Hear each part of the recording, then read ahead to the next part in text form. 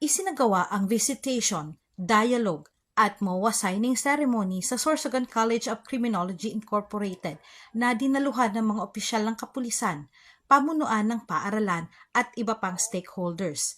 Pinangunahan ni Police Colonel Alex Daniel, Provincial Director ng Sorsogon Police Provincial Office, ang aktibidad kung saan naghatid siya ng mensahe ng suporta at inspirasyon sa mga mag-aaral at faculty ng institusyon.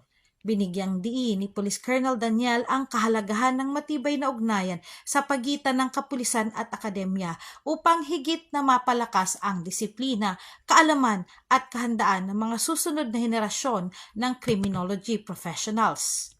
Kasama rin sa mga nanguna sa panig ng akademya si Dr. Maria Soledad Quiñones, Administrator ng SCCI, na nagpahayag ng buong suporta sa layuning mapalawak ang oportunidad ng mga estudyante sa pamamagitan ng mas pinatibay na partnership sa hanay ng kapulisan.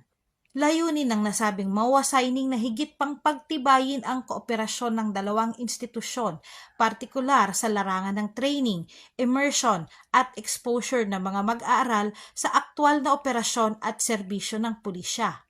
Ayon sa Sorsogon PPO, ang aktibidad ay patunay ng patuloy na kolaborasyon ng kapulisan at akademya tungo sa pagpapaunlad ng kalidad ng edukasyon at pagpapanatili ng kapayapaan at kaayusan sa lalawigan ng Sorsogon.